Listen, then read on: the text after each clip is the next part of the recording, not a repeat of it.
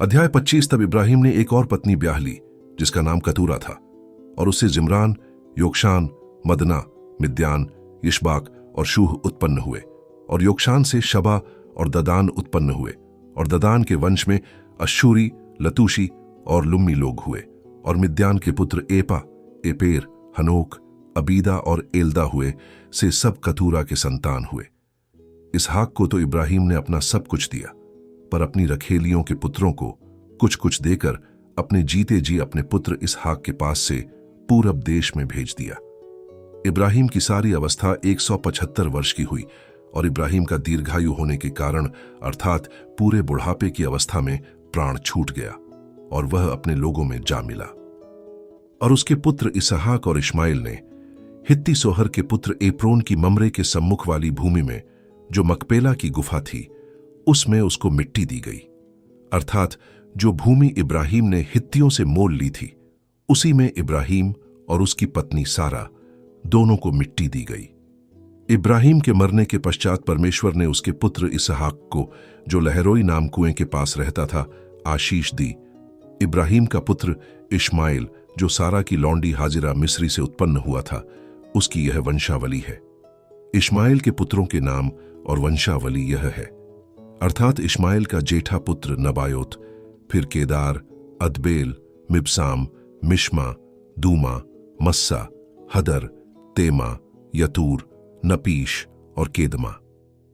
Ishmael के पुत्र ये ही हुए, और इन्हीं के नामों के अनुसार इनके गांवों और छावनियों के नाम भी पड़े, और ये ही 12 अपने अपने कुल के प्रधान हुए।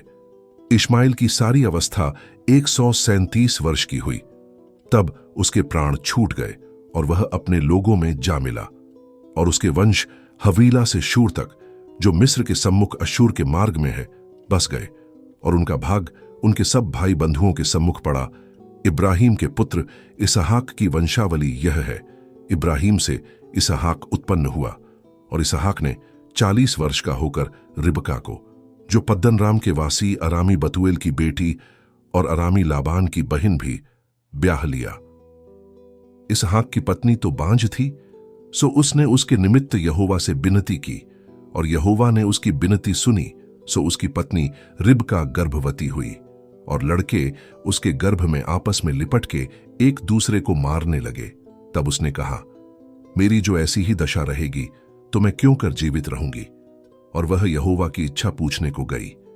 तब यहोवा ने उससे कहा, तेरे गर्भ में 2 जातियां हैं, और तेरी कोख से निकलते ही 2 राज्य के लोग अलग अलग होंगे, और एक राज्य के लोग दूसरे से अधिक सामर्थी होंगे, और बड़ा बेटा छोटे के अधीन होगा।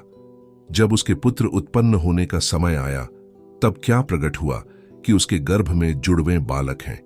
और पहला जो उत्पन्न हुआ सो लाल निकला, और उसका सारा शरीर कंबल के समान रोममय था, सो उसका नाम एसाव रखा गया। पीछे उसका भाई अपने हाथ से एसाव की एड़ी पकड़े हुए उत्पन्न हुआ, और उसका नाम याकूब रखा गया। और जब रिबका ने उनको जन्म दिया, तब इसहाक 60 वर्ष का था। फिर वे लड़के बढ़ने लगे, और एसाव तो वनवासी होकर चतुर शिकार खेलने वाला हो गया, पर याकूब सीधा मनुष्य था और तंबुओं में रहा करता था। और इसहाक तो एसाव के अहेर का मांस खाया करता था, इसलिए वह उससे प्रीति रखता था, पर रिबका याकूब से प्रीति रखती थी। याकूब भोजन के लिए कुछ दाल पका रहा था, और एसाव मैदान से थका हुआ आया। तब एसाव ने याकूब से कहा, वह जो लाल वस्तु है, उसी लाल वस्तु में से मुझे कुछ खिला, क्योंकि मैं थका हूं। इसी कारण उसका नाम एदोम भी पड़ा। याकूब ने कहा, अपना पहिलौठे का अधिकार आज मेरे हाथ बेच दे। एसाव ने कहा, देख, मैं तो अभी मरने पर हूं, सो पहिलौठे के अधिकार से मेरा क्या लाभ होगा? याकूब ने कहा, मुझसे अभी शपथ खा। सो उसने उससे शपथ खाई, और अपना पहिलौठे का अधिकार याकूब के हाथ बेच डाला। इस पर याकूब ने एसाव को रोटी और पकाई हुई मसूर की दाल दी, और उसने खाया पिया, तब उठकर चला गया। यों एसाव ने अपना पहिलौठे का अधिकार तुच्छ जाना।